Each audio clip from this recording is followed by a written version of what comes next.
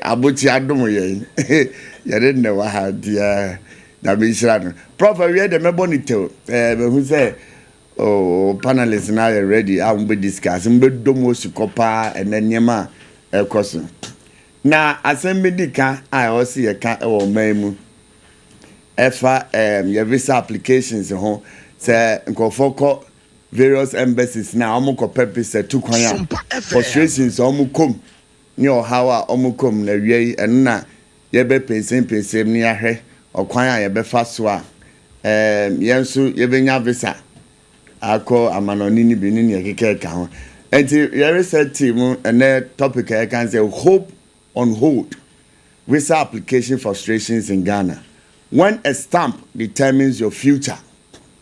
Say obedient a stamp US embassy and UK British High Commission omo stamp AC wo paper so ama wa hu say failure menya visa entino metimi atukwan na omemu hanansa na obi be firi omemu akoba bia so oko UK so oko US so oko Shenzhen so oko ba bia no visa securing is one of the critical steps also nipa no as a Ghanaian no enya empose oko suade ana okoye adwuma na se okoye medical treatment bi kra no obi grad okokra to se Dubai okohwade be hwade fo and as a family unification ni nyina no se unya visa ansa na watimi afiri omemu ha akosa amanhoro na enye African countries no visa ho behia pa se ubenya na aside all this one nipa bebre ne ko ahonyehia mu wo mra wo apply for visa no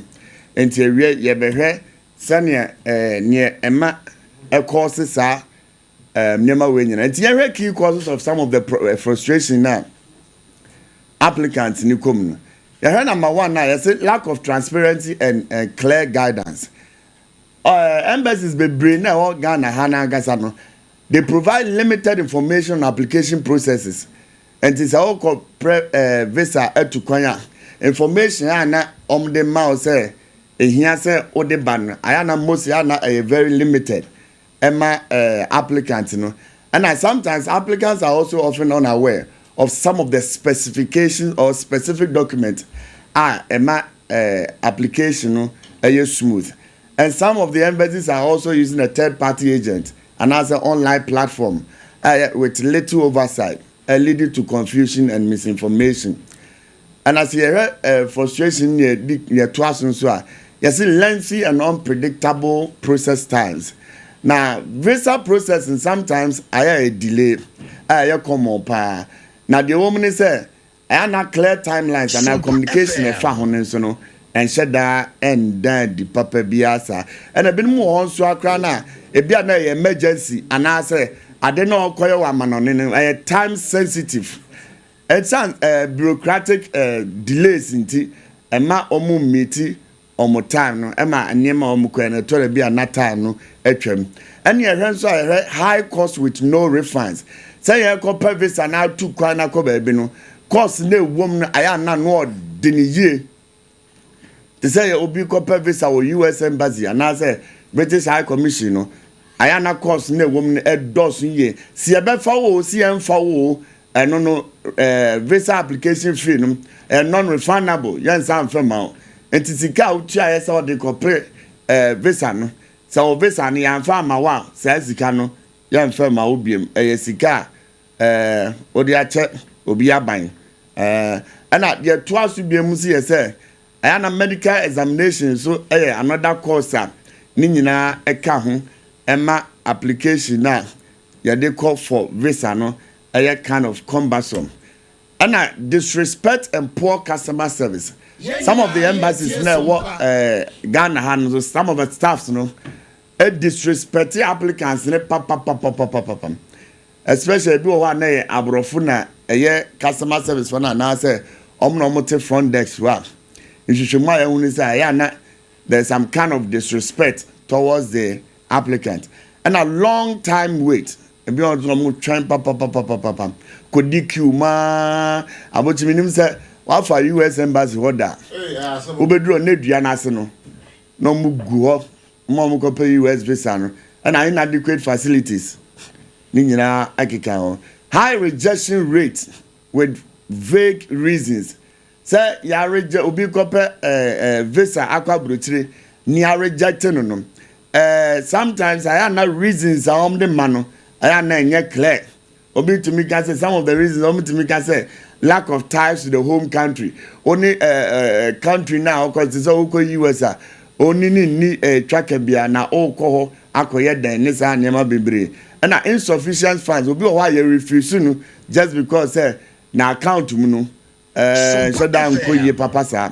Enti no ni nyina ka homa application ya na you pay for visa no and also ebeye den pa language and digital literacy barriers older or less educated people now aya omokope application sometimes they struggle with the online system any appointment booking any document upload so be upload the document appointment online no ni nyina aya na assembly eye asema help pa.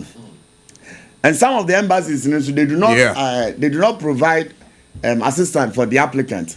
It is a nyama bi wo ha ya na emoding say obi wo no nye tech savvy computer any sa nyama no. Me wa cho we never make it for mama fa some way to etifo anim.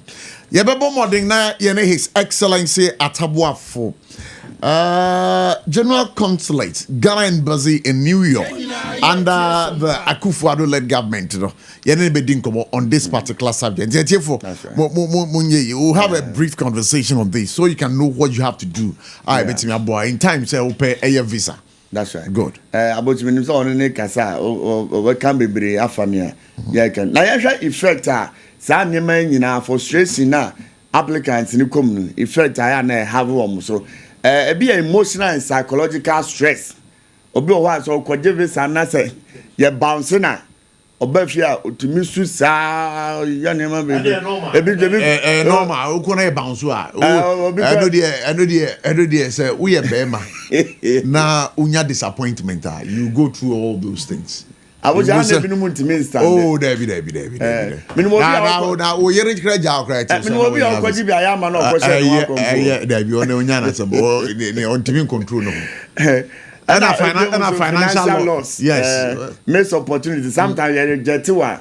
Also, could be my Yana. Almost I call for by rejecting. The same reason, and you know, then some for money. And a negative perception of foreign government. Meaning, Ekeka.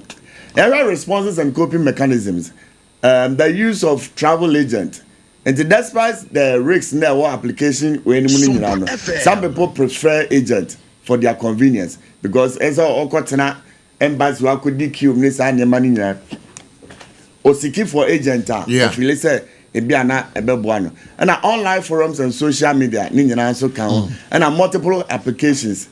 Nina Eka responses and coping mechanisms now.